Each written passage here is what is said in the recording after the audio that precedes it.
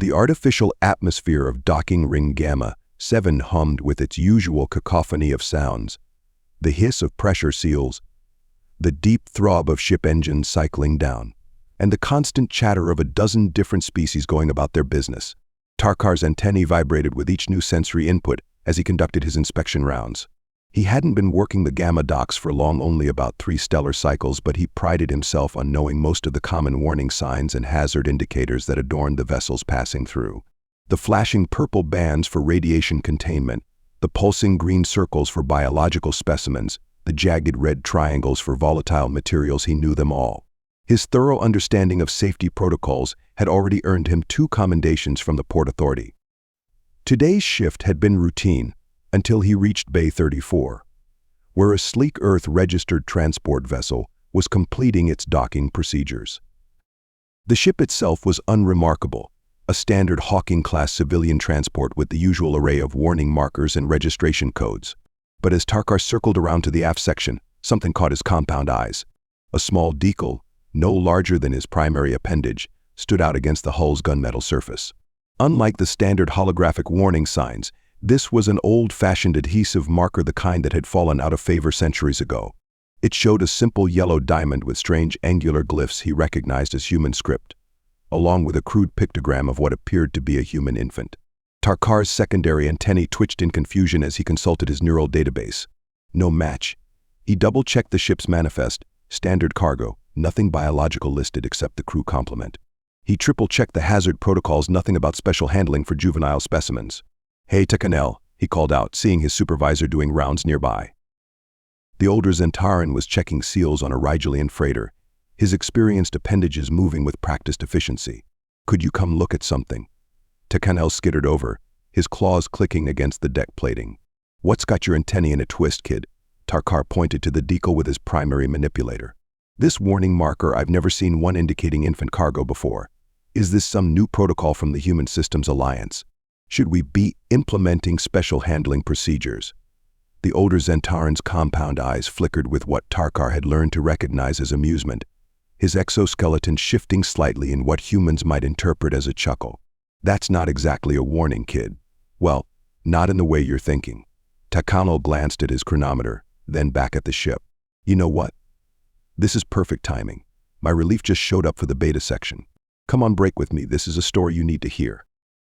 The break room was quieter than the docks, though the ever-present hum of the station's life support systems provided a constant background drone.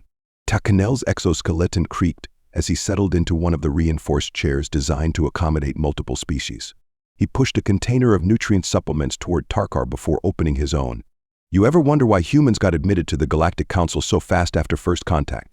Takanel asked, his mandibles working thoughtfully. "Despite being what we considered at the time a relatively primitive species, they hadn't even developed reliable FTLS shielding when we found them." Tarkar's antennae waggled in the negative as he absorbed the nutrient mist. "I assumed it was their technological advancement rate. My xenohistory courses mentioned they progressed from atmospheric flight to basic space travel in less than a century." "That was part of it," Takanel admitted, his secondary arms tapping a subtle rhythm on the table.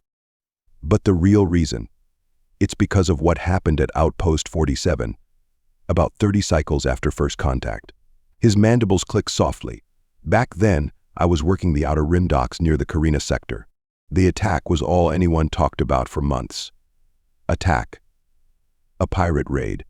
Nothing unusual for that sector back then. The peacekeepers were stretched thin, and the criminal syndicates knew it. Except this time, they hit a small human research vessel. The HSV Hawking's Dream." Takanel's compound eyes dimmed slightly. "They killed everyone aboard, including," he paused, his antennae drooping, "including a human child. An infant.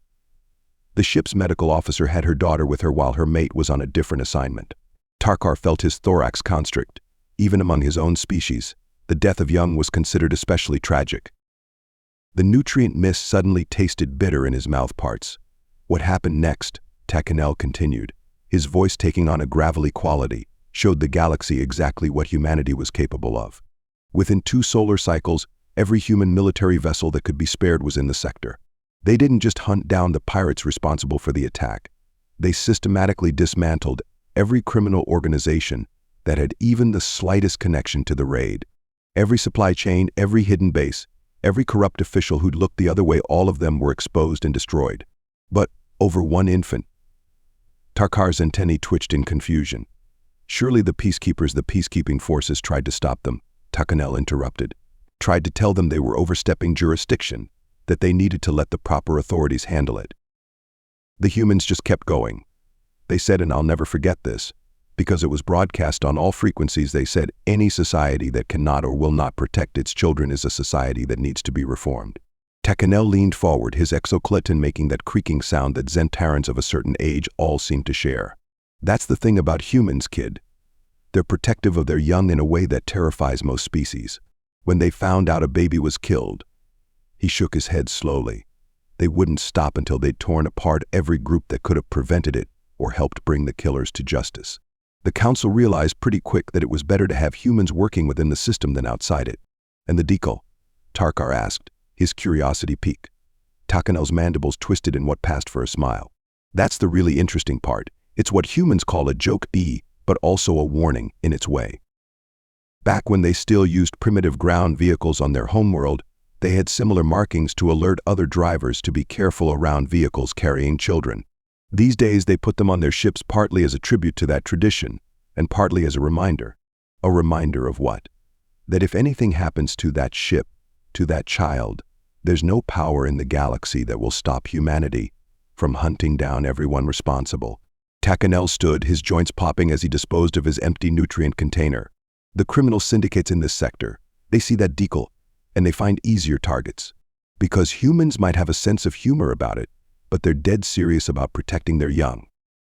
The galaxy learned that lesson at Outpost 47, and nobody's forgotten it since. They made their way back to the docking bay, where Tarkar watched as a human female emerged from the ship, carrying a small bundle wrapped in brightly colored fabric. His antennae twitched as he heard the soft sounds of what must be the infant, a peculiar mix of coos and gurgles that somehow made his thorax feel warm. The human woman smiled at them as she passed, a gesture that Tarkar had learned meant friendliness in their species. The infant in her arms made another sound, something humans called laughter, and reached out with tiny appendages toward Tarkar's twitching antennae. He made a mental note to triple-check every safety protocol in his shift, just in case. Thank you so much for listening to this story. I hope you enjoyed it. Be sure to leave it a like and to subscribe if you'd like to see more. Feel free to comment and share it as well. With all that said, go on and check out the video in the top left. I think you might like it.